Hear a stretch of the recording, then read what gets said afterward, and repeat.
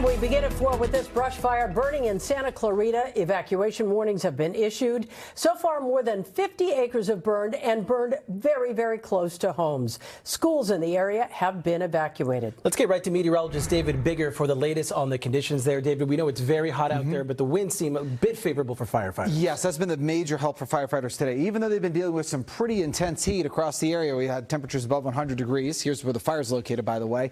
The wind speeds have not been too strong. We're looking at about 5 to 50 mile per hour winds sustained, and we've had the occasional gusts of 15 to 20 mile per hour. So you can see actually around Golden Valley Road, great example, gusts up to 21 miles an hour.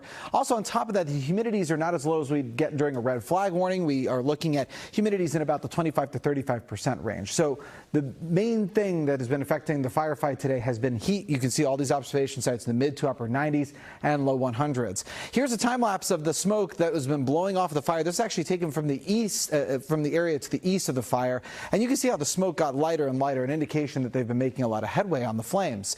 Here's what we're looking at temperature-wise across the region right now. It is a hot afternoon as expected. 104 around San Bernardino, 104 Hemet, 90 in downtown LA, 90 in Long Beach, 77 in Oxnard. Tomorrow will be slightly cooler than today, but it's still going to be hot, and that is why we still have heat alerts up for the region. We'll have details on how hot it's going to be for tomorrow coming up in just a couple of minutes. All right, David, thank you. And right now, joining us live, we have Captain Aaron Caton with LA County Fire. Captain, thanks so much for taking the time today. What can you tell us about containment on this fire right now? Captain, can you hear us? Well, from what we know right now, and while we work on reestablishing communication with Captain Caton there, 52 acres have burned. They have set up an evacuation or a reunification center at the aquatic center up there. And that is just down the street from where this fire has been burning. We want to go to our Keenan Willard. He joins us live now. Keenan, tell us about the progress you've seen since we last saw you about 30 minutes ago. It's been remarkable to watch this firefight up close and see how successful it's been, because what is behind us now looks to be a petering out of a brush fire that seemed like it had a lot of gas to go with when we got on TV around 3 o'clock, more than an hour after this thing first broke out here in the hills above Soledad Canyon and above Bowman High School here in Santa Clarita. You can still see that there is smoke being produced in the crevice there and in that dip there in the hills above this community. But look how much burned up soil and vegetation is around here, how far down this fire line got to this community here in Santa Clarita. We are talking, when it comes down to it, to this high school feet away from some of their athletic fields and from some of their academic buildings, where you can still see some firefighters spraying down here. If you look all the way around here and just take a look at what this fire today did to this community, to this hillside, and nearly to these neighborhoods, look at some of these houses here and where the scorched line comes down just feet away from some of these homes that are under an evacuation warning, because we knew how close this thing was going to get to some of these residential and business areas and even schools. So this was a major concern. We saw some very strong flames burning at the peak of this thing when it went from 5 to 50 plus acres earlier in the afternoon. But what a firefight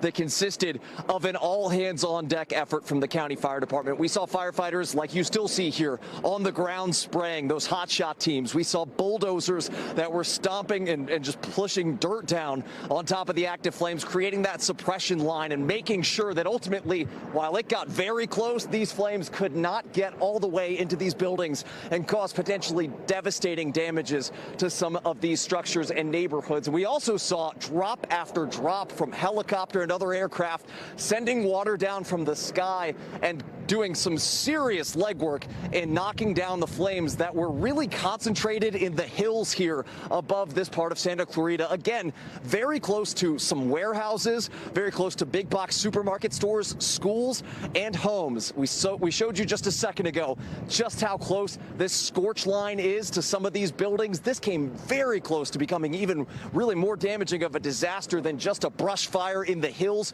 The quick and aggressive work from the fire department here making a huge difference and really cutting this thing off at the buzzer. We've talked to some people who were watching as these flames race down the hillside towards their homes, towards their neighbors' properties, and were wondering just how bad this was going to turn out. But remarkably, from the efforts of some people like those firefighters, you can see up there in the hills still spraying here, trying to completely knock this down. This did not turn out to be as devastating a blaze as it had the potential to be because of very quick action in the air and on the ground from LA County firefighters. Remarkable to watch up close, and a sigh of relief from some people living in this area, but still very, very close to being a much more destructive blaze here in Santa Clarita, guys. All right, Keenan, that is such a great sight to see behind you. No obvious flames up there. That lone firefighter with a hose as well. Joining us once again right now, we have Captain Aaron Caton with LA County Fire. Captain, can you hear me now? I got you. All right, good.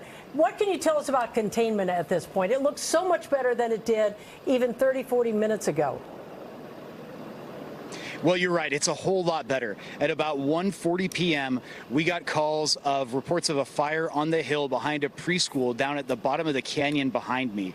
Our units got on scene within minutes to find, indeed, a fire that had started and was spreading uphill. And we hit it with everything we had. We had 2 strike teams pre-positioned up here. That's 2 sets of 5 engines each in addition to our normal resources. We threw that plus our augmented air resources at it, and we've made great work on the fire. And as you can see, they're still hard at work on that coordinated attack, but we've made excellent progress and will continue to do so until the job's done. Captain Caton, what can you tell us in terms of percentage, in terms of the containment, and when people will be allowed to get back into those neighborhoods that were closed off? We know the evacuation warnings are still in place, and also Metrolink services. Is there any update on that? So Metrolink service is currently shut down, where everything is on hold pending stopping forward progress of this fire. And that is what we're really looking for. We're getting close, but we are not there yet. That's at the point at which the fire no longer poses an offensive threat. Once we call that, then I'll be able to give you exact numbers on percentage of containment. But what I think the people at home, what most people are really interested in, is that forward progress being stopped. And we are throwing all we can at it. We're doing everything we can. And very soon we'll get there. We're not there yet, but we will be, and we're not going to rest until we are. Captain, it also looked like you had a couple of natural fire breaks up there with Soledad Canyon Road, and then you had bulldozers up there as well. Talk to us a little bit about the brush clearance for that neighborhood up there. How important was that, and was it well done? Oh, it's extremely important, and yes, the city of Santa Clarita and all these surrounding areas, they see so many brush fires that they are outstanding on their brush clearance. They really do everything that they can to help us do our job. So when we arrived on scene, yeah, you see the roads at the bottom of the hill. The fire started. We're thinking somewhere down there, because that's where the initial reports were. As it spread up, it went up towards that ridge line, and fortunately, our dozers were able to get on scene really quick, put in some good dozer line in combined work with the hand crews that we then reinforced with the hose lines. So that, with the pre-work that's been done by all the residents of Santa Clarita, huge help in letting us make quick progress on this fire. Captain, we've seen these fires change in a split second. What happens moving forward into the night? Will you have crews pre-positioned out there in some of these neighborhoods? Yeah, absolutely. There's going to be a fire watch on this fire throughout the night. And we're going to stay here doing a mop up until we're 100% mopped up on this, so that we know there are no embers out there, and still we'll leave resources on it to guard it. That said, the 2 strike teams that were pre-positioned are going to go back to being pre-positioned. One in Valencia at Station 126, the other in Canyon Country at Station 150, and that's in addition to all the regular resources we have. And we have a strike team pre-positioned out in Malibu, or Agora rather, at Station 89. So we're still ready. We're still vigilant. The heat's supposed to peak tonight, but it's going to be hot into tomorrow with that extreme heat warning continuing and red flag conditions through 8 p.m. tomorrow. So we're going to stay vigilant all the way up through the end. Absolutely. It really isn't over until it is. Aaron Caton with LA County Fire, thank you for these critical updates. My pleasure. Thanks for having me. All right, right now we want to get to our reporter, Denora Perez, who's live there on the scene. Denora, give us your location and what you've been seeing since you've gotten there. Hi, we're in this Saugus neighborhood. It's called Habitat for Heroes. It's a neighborhood just for veterans and their families. And today, they really had a big scare. We want to show you how close this blaze got. It is just a few feet away from one of the homes located here on Doss Place and Gravett Place. And you can see that mountaintop. It is charred, and firefighters are still here at this location.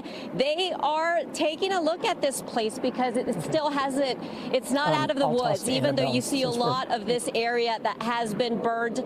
It's still, they're saying they are still trying to make progress, and they're taking care of this neighborhood so much because their residents like Chris, who's here with us, are really worried. I know you said you came out of your home and you saw the blaze, what felt like right next to you. Yeah, I mean, right at the end of the street, you could feel the heat from it, even halfway down the street.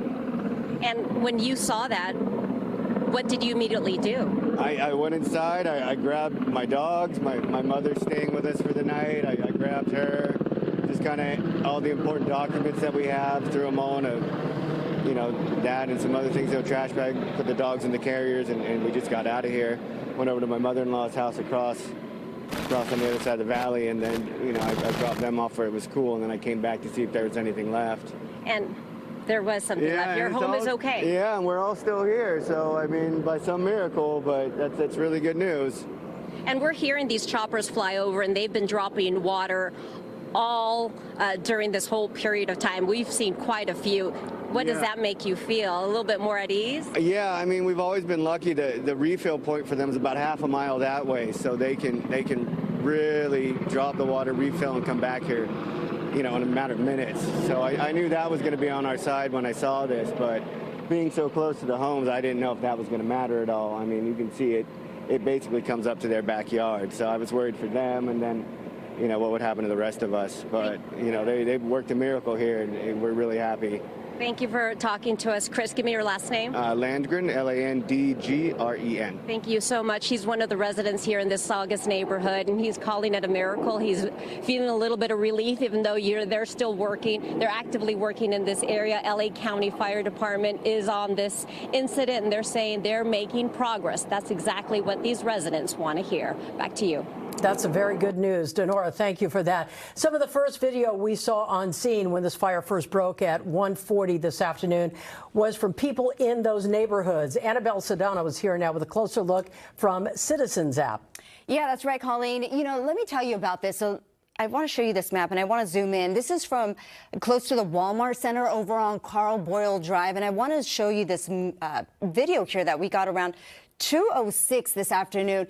So many people are taking a look at it. Look at this. Over 1,000 people have been viewing this video, and it's so impressive because this is a person who's standing in the parking lot, and they can see that big plume of smoke.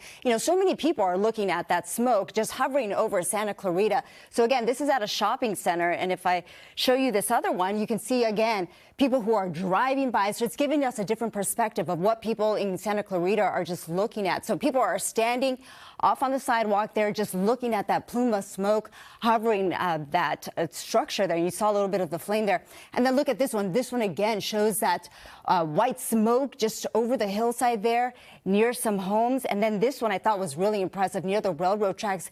You can see the fire there. But quite impressive. You also see some people walking around in this area, and you see them wearing masks. So again, it just kind of goes to show how intense that smoke is. You see that person there with that mask. A lot of action going on in this area in Santa Clarita. But again, this is a video that we got.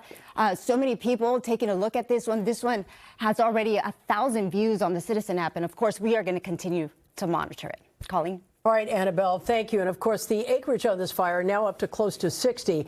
This is some video into our newsroom. It shows a moment that sheriff's deputies evacuated students from a learning center. You can see they're very young there. The kids are all wearing masks. They are carrying water bottles. We're working right now to find out where parents are being instructed for pickup of these young children.